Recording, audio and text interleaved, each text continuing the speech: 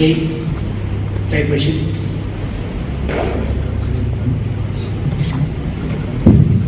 Okay, so we have inducted 11 ships this year. I think 2 or 3 more are getting ready for induction now.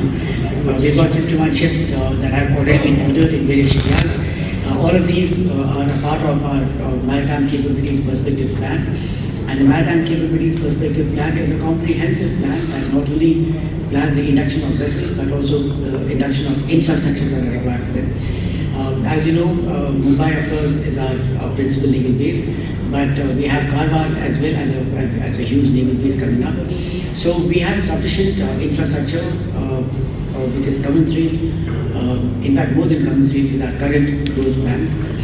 The Indian Navy, Yogesh, today boasts of a fleet strength of 138 ships or thereabouts. We hope to ramp this number up to about 150 or so soon, maybe 200 by the year 2030 and maybe 240.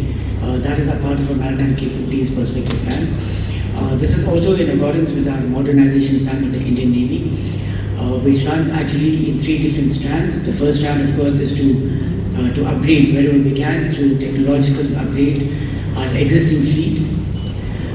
And the second strand is to replace the existing fleet with more capable ships to perform the same role. And the third strand, of course, is to expand the fleet size commensurate with our operational demands. Like all of you know, the Indian Navy is deployed today like it has never deployed before. We have presence in almost all parts of the world at all times of the year. We have mission-based deployments in which we maintain permanent presence of Indian naval ships in various parts of the Indian Ocean region. The demands on our operations, we are expanding our infrastructure at Mumbai as well. Mumbai, of course, has been home to the Indian Navy from the time of our independence, and we've had very, very good infrastructure here. We boast of technical infrastructure that can maintain every single element of our weapons and systems in Mumbai. We are building more berthing space, if that is a specific question, for us to berth our ships here. But for the time being, for our fleet size, we've got adequate berthing space here. And with the Mumbai and Karwar complex combined, we have adequate berthing space not only for the ships that we have currently, but also for the ships that are going to be inducted in the future. जब operation सिंदूर की शुरुआत हुई थी तो उसमें बहुत सी खबरें आ रही थी कि कराची में अटैक और बहुत सी चीज़ें थी। उस वक्त वेस्टर्न नेवल कमांड का क्या तैयारी थी, क्या उस वक्त आपका प्लान ऑफ एक्शन था और किस तरह से अभी चल रहा है उसके बारे में थोड़ा सा डिटेल बताइए। Anybody else with respect to Sindoor? Yes, please. Sir, मैं राकेश त्रिवेदी, टाइम्स ऑफ नवभारत से। आपने मेरा सवाल ये है कि जो इंटेल इनपुट्स अभी सजेस्ट करते हैं कि ऑपरेशन सिंदूर के बाद कुछ जो असामाजिक तत्व हैं उसके लिए खासतौर से नेवल की जो वाइटल इंस्टॉलेशन हैं, इवन वेसल्स और even staff, they are at risk. तो उसको ध्यान में रखते हुए आप पाकिस्तान की नेचर को ध्यान में रखते हुए ऐसे इंटेल इनपुट को किस तरीके से, क्या आप इससे सहमत हैं और इससे निपटने के लिए क्या तैयारियाँ हैं? क्या कोई खास एडवाइजरी इशू की जा रही है with in staff, with in the team? Okay, anybody else? Sameer MIP? Sorry, sir. Did you speak of the MQ? What did you speak about? Heron MK2, sir. Iran Mount 2, okay. Yes, sir. Okay, should I take this on? Okay, the first thing of course is that ये आपको जैसे पहले भी हमने बताया है, operation सिंदूर एक नज़रिया था जिसमें Indian army, Indian navy, Indian air force साथ में मिलकर कैसे उन्होंने काम किए थे उन दिनों में। जबकि ज़्यादातर जैसे पहले भी मैंने खुद कहा एक आध ओकेजन पर, हमारे जो पॉलिटिकल डायरेक्शन बिल्कुल क्लियर था उस समय कि हमारे एम्स एंड ऑब्जेक्टिव्स क्या थे हमको पहले से पता था। और हमारे मुख्य एम ये था कि उनका टेररिस्ट और उनके टेररिस्ट इंफ्रास्ट्रक्चर को निकालने के लिए। उसके बाद should we escalate the conflict, expand the conflict? We were told that our aim was simply to remove the terrorist infrastructure. That was done. जहाँ तक नेवी और नेवी का डिप्लॉयमेंट का सवाल है, यदि वहाँ पर उस समय कोई एस्केलेशन हो जाता और और वो वहाँ से if the situation was going out of control, then the Navy would have swung into action. But there is no action of the Indian Armed Forces happens with one service involved alone, because you don't know where that will spiral. Because who maintains an escalation control? हमने जाके उनको मारा है, उन्होंने फिर से एक और हमला किया, हमने फिर से एक और हमला किया. So where does the escalation control stop? So the Navy could have managed that escalation control by being deployed in the front line. And जहाँ तक हमारी समझ है, the Navy was deployed in strength, and the Navy was ready to strike.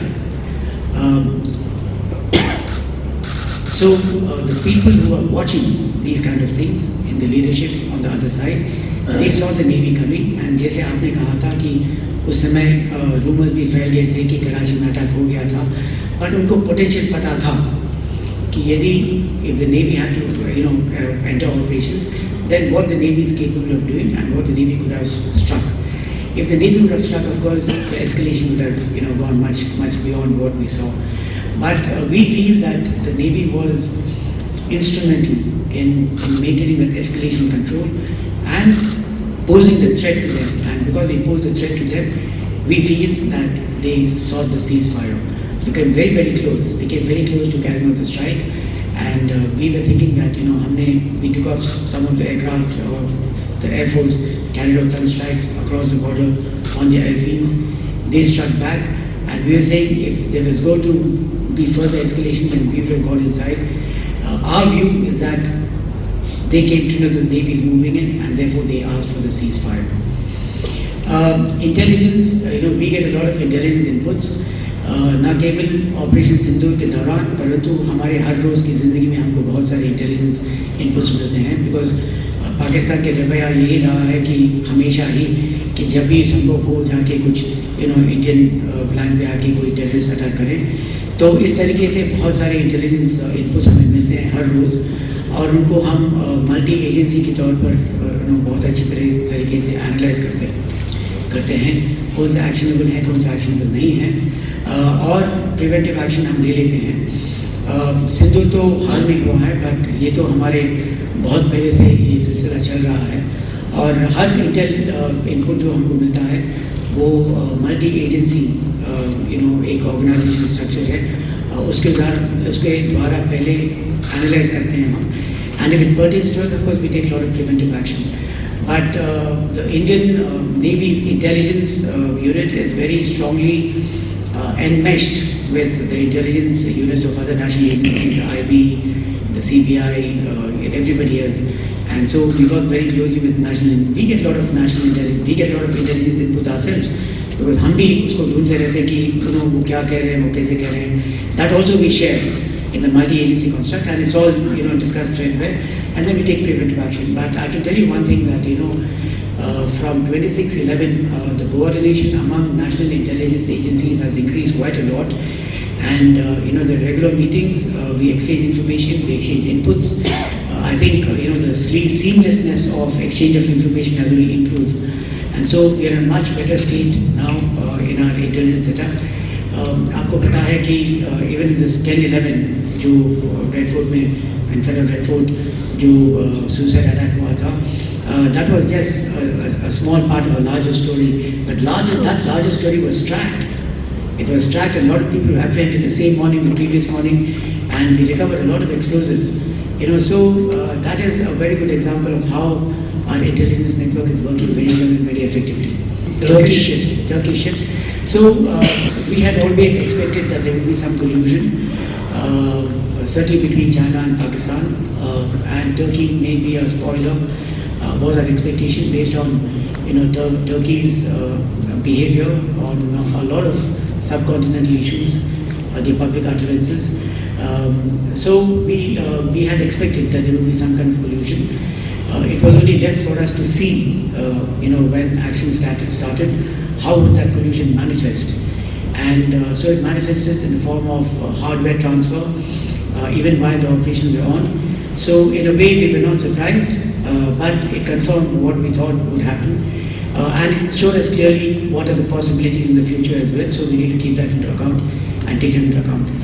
The Turkish naval ship visiting Pakistan was, in a way, was pre-planned and we had tracked it. So we don't see much from that visit alone. But the fact that Turkey colluded with Pakistan was something that in a way we had expected, and we saw the manifestation of that happening. In terms of UAVs, the recent conflicts have indicated to us that new technologies, whenever they become cost effective, they are utilized by everybody. UAV is a low cost, highly effective, weapon system these days.